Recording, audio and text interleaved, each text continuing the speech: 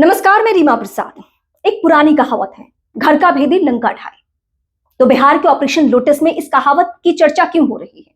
JDU के कार्यकर्ता क्यों ये मान के चल रहे हैं कि अगर जेडीयू के कुछ लीडर्स ने, टॉप लीडर्स ने अगर गद्दारी नहीं की होती तो शायद आज पार्टी की स्थिति नहीं होती, नीतीश कुमार राज्यसभा नहीं जा रहे होते, बल्कि वो 5 साल तक बिहार के सीएम रहते।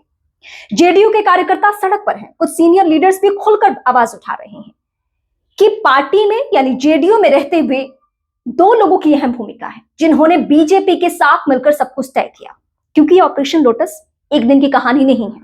बीजेपी इस प्लान पे बहुत दिनों से काम कर रही थी, लेकिन यह मिशन फतह कैसे हुआ? अमित शाह ने इसे कैसे फतह किया?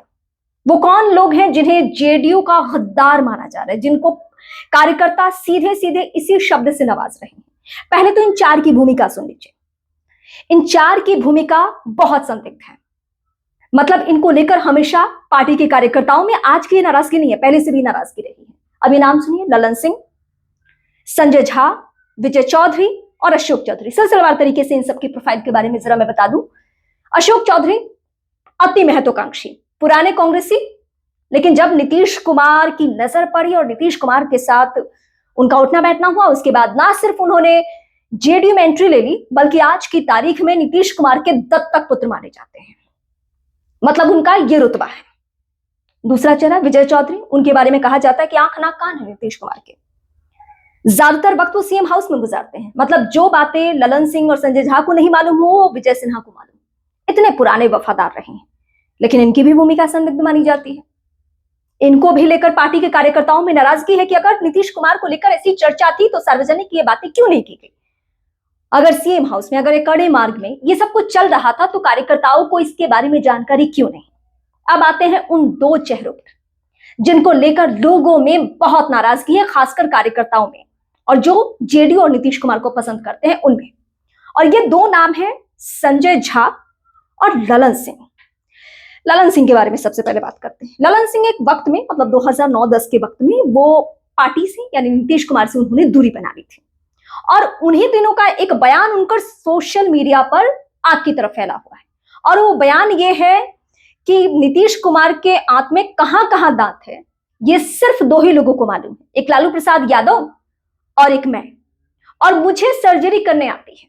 ये नीतीश कुमार को लेकर ललन सिंह ने कहा था एक वक्त में 2009-10 के दौरान।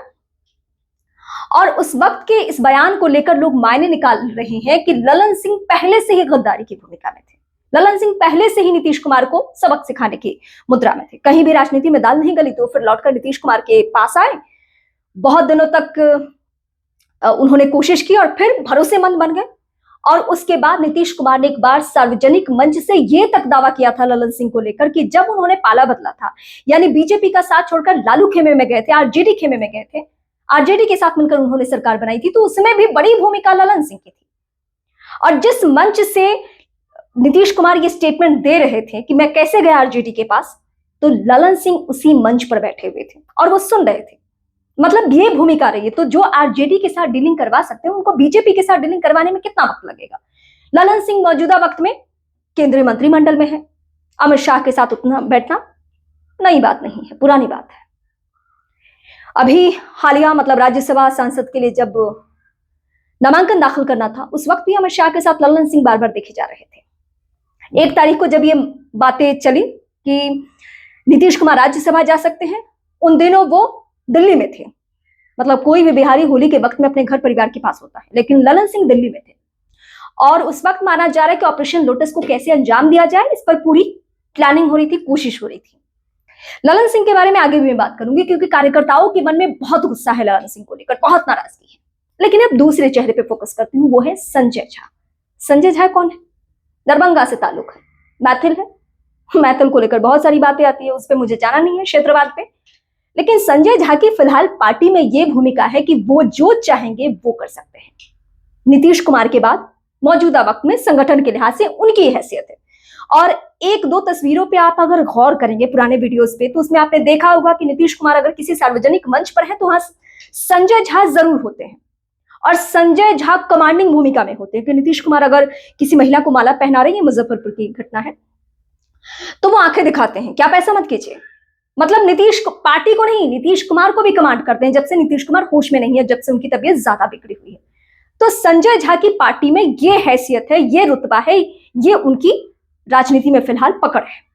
लेकिन कार्यकर्ता मौजूदा वक्त में सबसे ज्यादा इन्हीं दोनों को गाली दे रहे हैं, मतलब ललन सिंह और संजय झा को। अब संजय झा का थोड़ा प्रोफाइल जान लीजिए और समझने में आपको सहूलियत होगी। संजय झा कौन है? संजय झा है पुराने बीजेपी के नेता और अरुण जेटली के बेहद करीबी। एक वक्त में उन्हें दरभंगा से टिकट चाहिए था, बीजेपी ने नहीं दिया। बाद के दिनों में उन्होंने कोशिश की और माना यह जा रहा है कि अरुण जेटली, क्योंकि नीतीश कुमार से बड़े अच्छे संबंध थे अरुण जेटली के, तो उन्होंने ही संजय झा की एंट्री जेडीयू में करवाई। और बाद के दिनों में करते करते संजय झा मौजूदा वक्त में नंबर 2 की हैसियत में है जेडीयू में। और फिलहाल इन्हीं के ऊपर दाग लग रहा है कि इन्होंने ऑपरेशन लोटस को सक्सेस होने में बीजेपी का साथ दिया। वरना नीतीश कुमार जिस कद के राजनेता हैं और जिस तरीके से राजनीति में चौंकाने वाले वो फैसले लेते हैं, आज की तारीख में भले मैं आपको कह रही हूं कि नीतीश कुमार के आंख नाकान विजय चौधरी हैं या संजय झा नंबर 2 की हैसियत में है, लेकिन एक वक्त ऐसा था कि नीतीश कुमार जो भी फैसला ले उनकी परछाई तक को पता न चले, इस तरीके से वो कदम उठाते थे। लेकिन हाँ, जब से उनकी तबीयत ज्यादा नासाज हो गई, तब से नीतीश कुमार मजबूर हो गए, दूसरे पर डिपेंडेंट हो गए और उसी बात का फायदा उठाकर ऑपरेशन लोटस को बिहार में अंजाम दिया गया। हालांकि जो बीजेपी को पसंद करने वाले लोग हैं, ये इस पैटर्न को देखकर बहुत खुश हैं। उनका कहना है कि कब तक हम झंडा उठाएंगे, सिर्फ कब तक बीजेपी बड़े भाई होने के बाद भी सीटों के लिहाज से पिछलग्गू बनकर रहेगी। ये सच है, लेकिन 3 महीने पहले जो चुनाव हो रहा था, तो बीजेपी को दावे के साथ कहना चाहिए था कि नीतीश कुमार को सीएम नहीं बनाएंगे। बात इतनी बिगड़ती ही नहीं, जेडीयू के कार्यकर्ता सड़कों पर नहीं उतरते। लेकिन तब बीजेपी ने नीतीश कुमार का चेहरा देखकर वोट हासिल किया और 3 महीने में नीतीश कुमार बहुत बीमार हो गए हैं, काबिल नहीं है, 75 साल के हो गए हैं, मतलब जितनी मोदी साहब की उम्र है। और अब नीतीश कुमार सबकी आंखों में खटकने लगे हैं। अब ऑपरेशन लोटस को लेकर जेडीयू कार्यकर्ता बहुत गुस्से में है।